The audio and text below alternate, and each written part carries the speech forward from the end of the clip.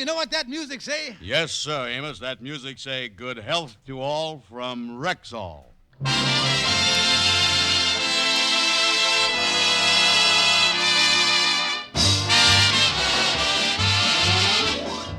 The Amos and Andy Show, transcribed with Ernestine Wade, Lou Lubin, Johnny Lee, John Brown, Will Wright, Roy Glenn, Jeff Alexander's music, and radio's all-time favorites, Amos and Andy.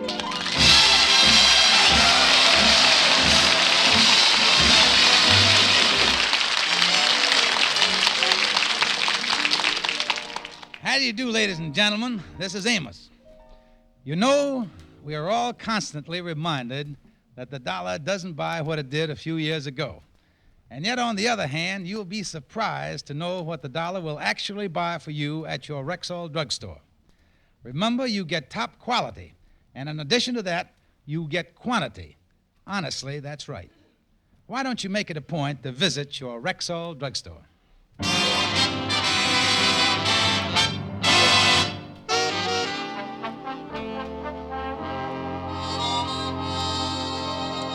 Well, it's supper time in the Stevens household, and the Kingfish has returned home ravenously hungry as usual.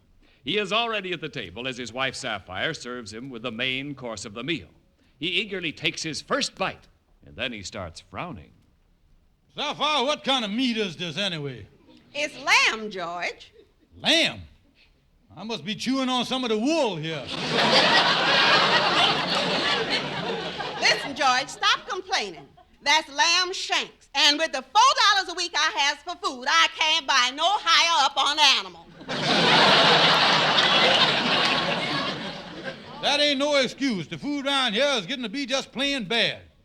It's getting so I take them a bicarbonate before the meal so my stomach can get a head start on the indigestion. That's enough, George. And that beef soup that you've been serving is something, too. It ain't got no taste no more. Well, what do you expect? I had to use the same soup bone 8 times. All right, then, don't make no more. If that soup bone you got is done wore out, switch to something else. Why don't you make some of that tomato soup you made 3-4 times last week? We need a new tomato, too, George. You know, George, if you would only get a job and go to work... Wait a minute. Somebody at the door. Let me peek through the lace curtain here and see who it is. Who is it, George? Uh-huh. Just what I thought. It's that same process server. He been trying to serve me with a summons for 3 months for not paying the grocery bill. But he ain't never gonna catch me. Well, what do we do? Well, now look here. Here. I'll hide behind the sofa, and you tell him that I just left for Europe. George, this is the last time I'm ever gonna do anything like this for you. Go ahead, Sapphire. You gotta do it. Yes? I'd like to get some information about George Stevens. Well, the last time I seen him, he said he was going to Europe. Europe? 3 weeks ago when I was here, you told me he just died. Yes, ain't that penicillin wonderful?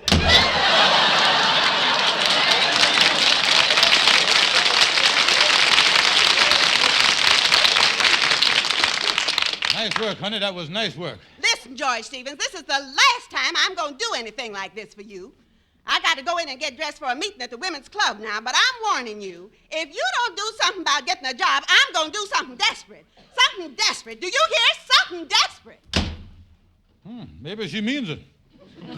I see Betty Davis talk that way in a picture once, and she went out and threw herself under the 20th Century Limited.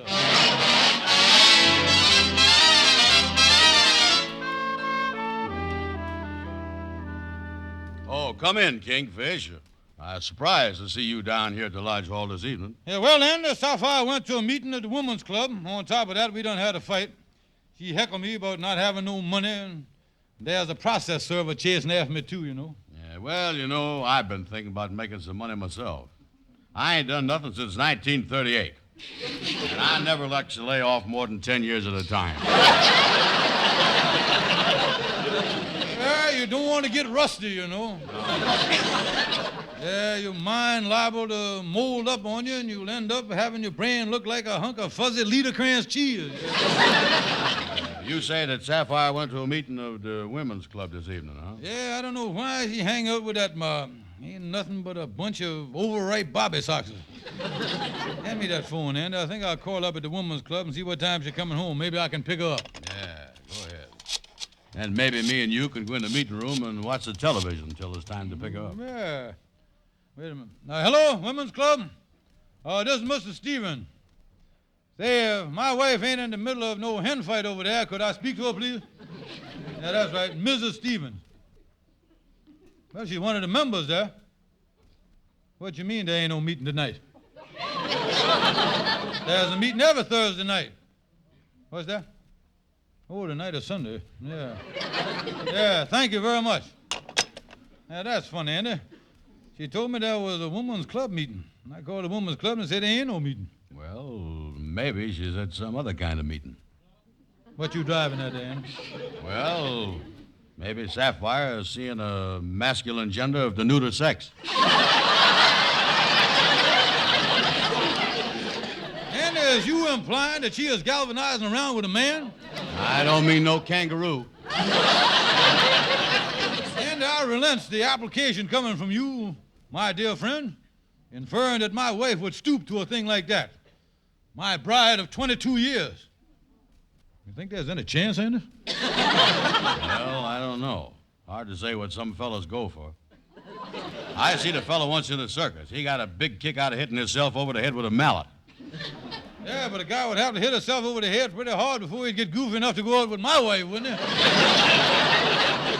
Yeah, you're right. That face of hers is really death to romance if I ever seen one. Come on in the other room and watch television. Yeah, chances are they're holding the women's meeting at another place because Sapphire never lies to me. Nah. Worried about nothing here. Ha ha.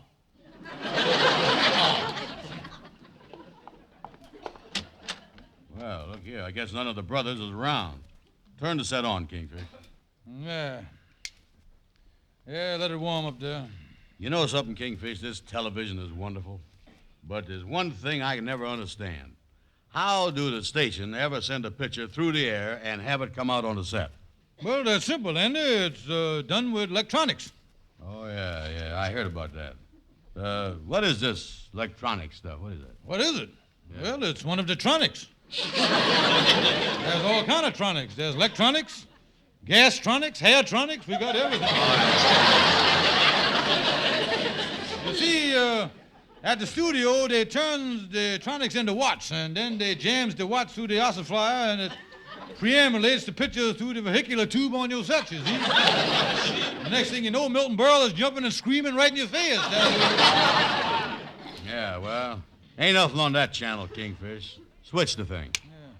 Well, there, we're getting something there now. Look at that. Good evening to you, ladies and gentlemen, and welcome once again to our round-the-town television program brought to you nightly from the Colonial Restaurant, Harlem's smartest eating spot. And now, before we watch the floor show, let's swing our cameras around the room and watch the merry, merry crowd who are having dinner with us here this evening. Yeah. Hey, look how plain you can see the people's faces. Oh, yeah, the show is a crowd there, ain't it? Yeah. Ha, ha, look at that. Look at that good-looking fella at the corner table. He must be taking his mother-in-law out. She is really a toad, ain't she? Yeah. Ha, ha, ha. She really got a face. Wait a minute, Andy. That toad happens to be my wife. That's Sapphire. Holy smokes, and she's with another man. Andy, how do you like that two-timing woman?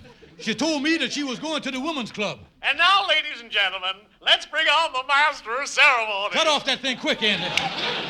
Oh, me, Andy. My wife out with another man. This is a terrible situation. I'll say it is. The chances is that fella escaped from some kind of an institution.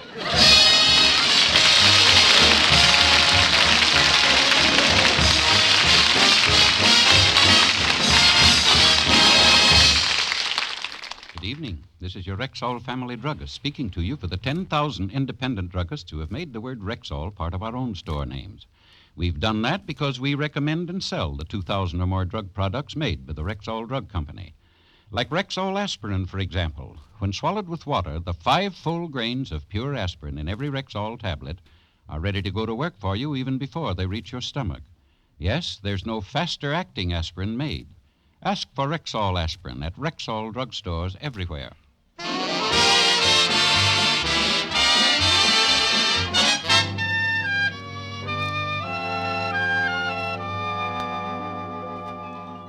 I tell you, Brother Crawford, it's disgraceful. I was sitting there with Mrs. Van Porter when it come on plain as day. There on the screen was the Kingfisher's wife having dinner with a strange man. Yes, Henry, we saw it too, and believe me, it made my wife very unhappy. Oh, I... Yeah, Fred, we seen it right there on the tube. Sapphire sitting there with another fella. Well, being a newspaper man, that sure is a tidbit for me. I'll slap it right in my column. It'll be one of them 5 what items. I'll say something like, what wife or what well-known character was seen with what bistro with what unknown man, and what's going on. Last time I printed an item like that, 3 fellas shot their wives. Oh.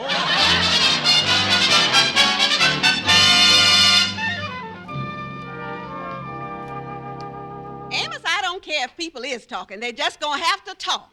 And I don't want you to say nothing to nobody. Well, Sapphire, now that you done told me that the man you had dinner with was your cousin Harry from out of town, I understand the whole thing. Yes, you see, Amos, his company's opened a new branch here in New York. And I'm trying to get him to give George a job. I had to tell George I was going to the women's club, else he'd have got wise to what's going on. Yeah, and you don't want the Kingfish to find out till the job's all set, 'cause he's really allergic to work already, ain't he? He sure is. Until the whole thing comes out, people's just gonna have to talk and gossip. I ain't gonna let nothing spoil this. George has just gotta make some money. I'm tired of having people serving us with summonses.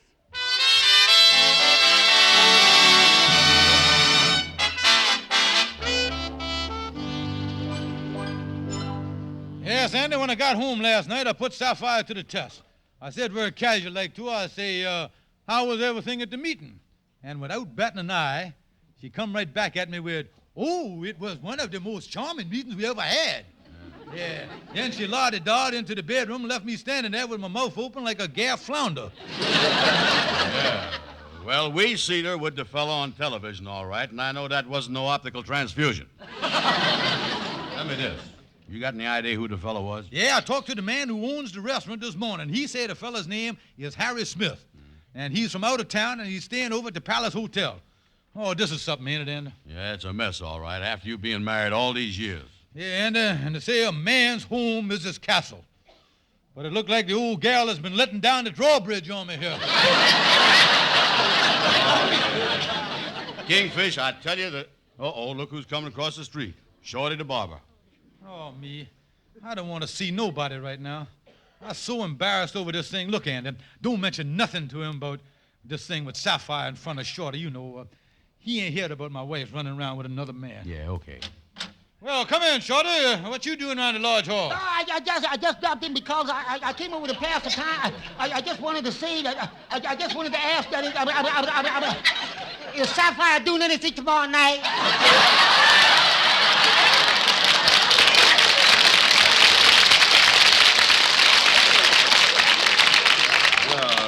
So you was heard about it too, huh, Shorty? Yeah, that's the best subject we've had in the barbershop in a long time. Well, Shorty, what is I going to do about it? I found out who the fella is, but I don't know how to handle a situation like this. Well, the best thing is to get the fella out of town. Yeah, but if he crazy about my wife, he ain't going to leave town. Yeah, and she must be crazy about him, too, because he's such a good-looking fella. He's even better looking than I is. Yeah, I noticed he was good looking. He was the best-looking man over there. Say, wait a minute. Movie talent scouts is always searching for good-looking fellas to send out to Hollywood. Yeah, but we don't know no movie talent scouts. We ain't Andy, old boy, you may not know it, but as of right now, we is in the movie business. Look here, if we offered him a part out in Hollywood, he'd probably jump at the chance. Yeah, you think he'd fall for it, huh, Shorty? Oh, yeah. Everybody has a secret ambition to be an actor. Well, I even had the lead in that great stage play once called The Bluebird. Shorty, you played the lead in The Bluebird? Oh, yeah. I'll never forget my big scene. I was dressed in feathers just like a bird. They was going to swing me across the audience on the wire just like a bird. And I was going to sing like a bird. I was going to do everything just like a bird. Well, how'd you make out, Shorty? Oh, I was a big success. I was sensational. I was stupendous. I was the hit of the... I laid an egg.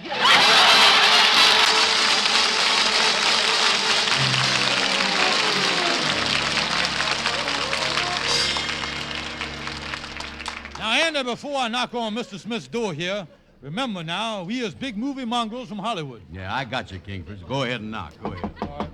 Now, don't forget, I is the producer of the picture, and you is the writer. And when you talk, mention them big pictures like Panic in the Streets and the Halls of Montezuma and that stuff. Yes, gentlemen. How you do, Mr. Smith? Pardon our berets and putteers, but we just in from Hollywood. We represents the big picture studio. Oh, well, won't you come in? Yes, sir.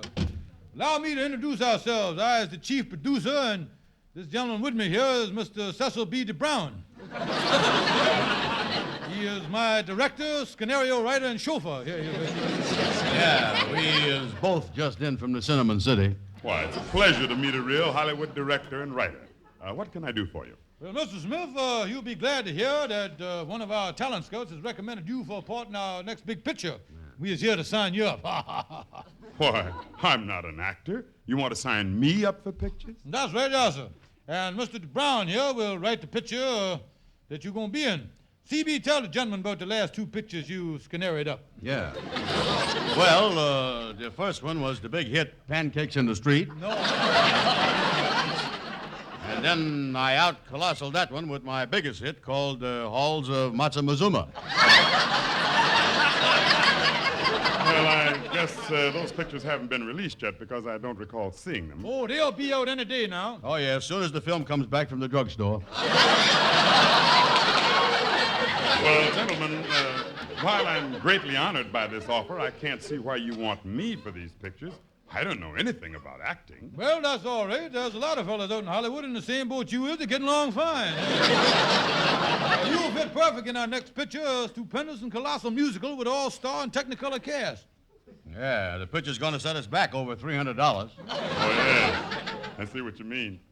Why don't you get on the train right now and go out to Hollywood? The contract will be waiting for you there. Well, this is a great opportunity. Well, now, if you gentlemen will excuse me, I'll get ready for Hollywood. Yeah, of course, me and Mr. Brown here can't get there for a couple of days. One of the biggest theaters that we own here in New York's having trouble. Yeah, that's right. The popcorn machine is spraying too much butter. Yeah, well, thank you very much, gentlemen. I'll get ready. Goodbye. Bye. That was a funny one. Now, I'll get Sapphire on the phone right away and tell her the whole story. Hello, Sapphire? Yeah, this is your cousin Harry. Your husband was just up here. Well, I recognized him from the picture you showed me. Yeah.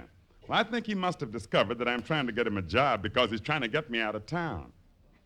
Yeah, well, anyway, I think I've been successful in getting a job lined up for him. Say, can you meet me right away? Fine. I'll tell you what you do. You leave home now, and I'll see you.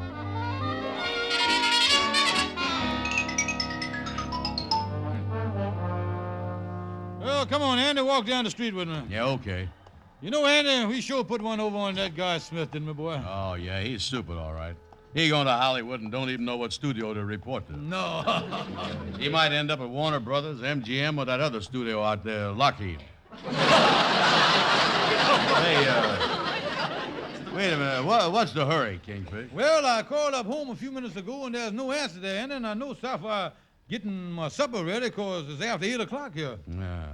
Yeah, what you stopping for here? Oh, I just stopped him here in front of this television store. They got all the sets on in the window. Yeah, well, that ain't no good, Andy. You can't hear nothing through that window. Yeah, but you can see plenty. What do you mean? Hey, look, Kingfish. They got the same program on they had the other night. And look there in the center of the screen. There's Sapphire sitting in the restaurant with that same Mr. Smith again. Holy smokes, how you like that brazen hussy? Look at her there. She's two-timing me on every set in the window there. Look.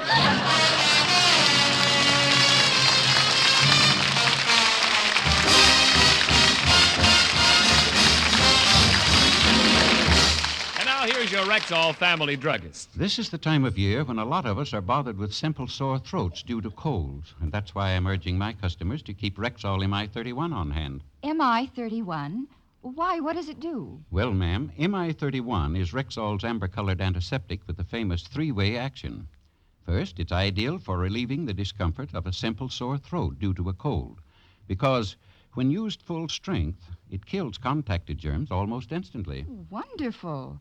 My family can always use a good throat gargle. But that's not all. Due to its astringent and antiseptic action, MI31 is also a tangy, refreshing mouthwash, plus a reliable breath deodorant. What's that name again? MI31. Remember it. And remember also, you can depend on any drug product that bears the name Rexall.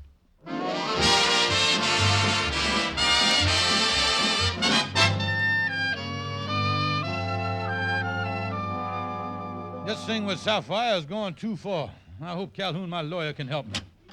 Excuse me, Calhoun, is you busy here? No, come on in, Kingfish. Yeah, thank you. You know, I was just sitting here thinking about a client of mine who went to the death house last week. Sure enough. Yeah, during the trial, I kind of figured he was going to get the chair, so I got an idea. Uh-huh. I started building up his resistance against electricity. Well, what did you do? Well, I started out giving him shocks to 25 volts, and every day I increased it till he could take 3,000 volts without batting an eye. When I got through, he was immune to electricity. Yeah, well, how did it turn out? Not so good. They hung him yesterday. Well, the reason I come to see you, Calhoun, something terrible done happened to me. Yeah. I was on my way home to supper when I looked in the window in the television shop there, and all of a sudden there, on the television screen was Sapphire with another man. Oh, I tell you, it was an awful thing when I looked at that screen and seen my wife's face. Yeah, especially on an empty stomach. Oh, now look, Calhoun, what can I do to save my marriage? That's what I asked. Well, now, the best thing to do is play on her sympathy. You know, do something desperate like running away. Then she'll feel so sorry for her, she'll beg you to come back. Yeah, but I ain't got no money to run no place. Well, then you have to fake it. I tell you, why don't you go up to Andy's room and hide out and pretend you done run off to some dangerous, far-off place? Yeah, that's a good idea. Have you ever tried anything like that? Oh, sure. I had a fight with a girlfriend once, and I decided to teach her a lesson. I run away and let her suffer. I let her suffer for 2 long years. Then I figured out when she'd had enough punishment, I come back and went up to her house, rung the doorbell, and throwed my arms around her and give her a great big kiss. Yeah, well, what happened? Her husband punched me in the nose.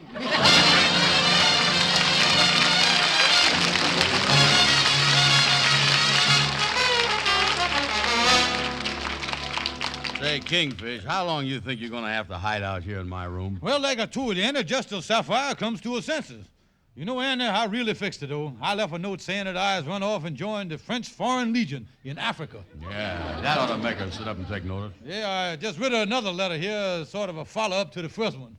Say, that one look awful beat up to me.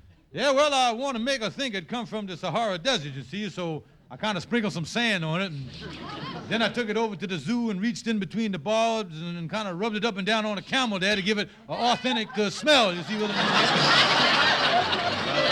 That's a good idea, all right. Read me the thing, will you, Kingfish? Well, I start off here, I say, my dear, sweet, darling, double-crossing wife. As I sit here on the sand dune in this 180-degree heat, listening to my blood boil, I thought I'd drop you this little note. Yeah, that sounds like a good start. You sitting there sizzling like a pressure cooker. Mm-hmm. Boy, that ought to get her sympathy, all right. Then I goes on to say, tomorrow we is going into battle. I has a sneaking suspicion they considers this a dangerous mission. They are sending us into battle with coffins strapped on our backs. She ought to be blubbering her eyes out right at this point. Yeah, I finish up here by saying, honey, this is farewell. The Foreign Legion is the toughest outfit in the world. The captain just told us that if you live long enough to get a discharge, they shoot you for being a coward. I must cut this letter short because an Arab just put a bullet through my head. Signed, your bleeding husband, George. Yeah, well, that's a good letter, all right. Yeah, and I want you to deliver it to her, Andy, and when you give it to her, tell her that if she's ready to forget the other man and make up with me, I can make it back from the Sahara in time for supper. Will you tell her that? Yeah, Kingfish. I tell you, I'll get right on over there. Who's there? Andy, it's me, Sapphire Stevens. Holy smokes, it's a battle axe. Yeah. Let me get under the bed here, quick. Yeah, hurry up. Okay, I was under the bed. Andy, look, let her in, and don't forget I was in the Foreign Legion. Yeah.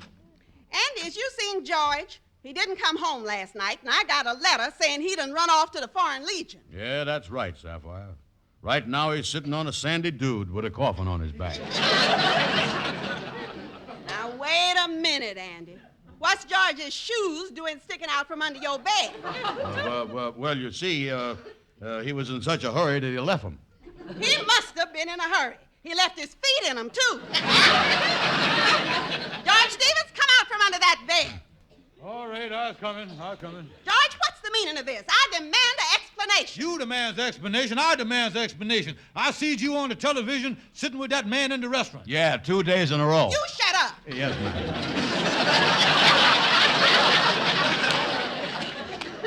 So, George, that's the reason you've been acting so funny. Well, ain't that enough reason to be acting? Well, I might as well tell you. That was just my cousin Harry, and I was trying to talk him into giving you a job. Sure enough. Yes, his company done opened a big office here in Harlem, and with that process server on your trail, we just had to have some money from someplace. How you like that? And all the time I thought you was going out with another man. Oh, George, how could you? Honey, I'm so happy I don't know what to do. Wait a minute. I do know what to do, too. We is going to have a celebration. I is going to take you out to dinner. Oh, George, that's wonderful. The first time since 1927. Oh, honey, but you deserve it. Got any money?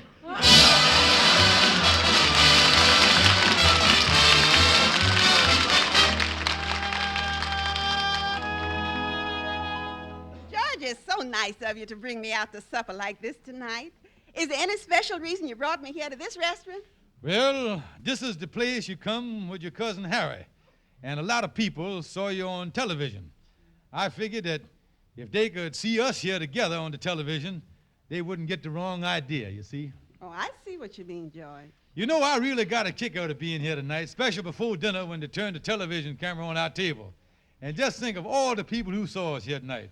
Oh, television is a wonderful thing. Maybe someday we'll get one. Yeah, television is a wonderful thing. Mr. Stevens? Yeah, it's George Stevens. I'd given up hope ever finding you, but here's your summons. Television is a wonderful thing.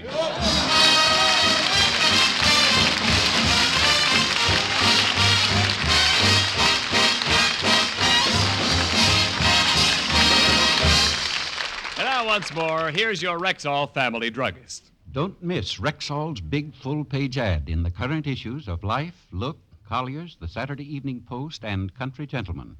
You'll find a regular gold mine of drugstore values.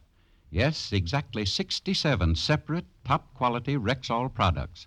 Everything from facial tissues to vitamins, from toothpaste to stationery, and all of them wearing the kind of prices you don't mind paying.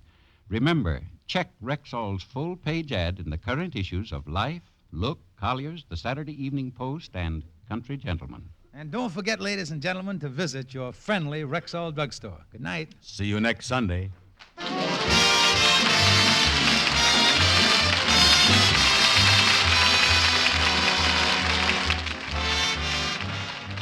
For the woman in 10 with sensitive skin, there's Carinome hand cream. 1 woman in every 10 has an extra sensitive, extra tender skin, and for that woman, there's Carinome hand cream. Like all of Carinome's specially designed beauty aids, it's hypoallergenic, pure, mild, safe for most sensitive skins. It softens, beautifies, protects. For the woman in 10 with sensitive skin, there's Carinome hand cream. At Rexall drugstores everywhere.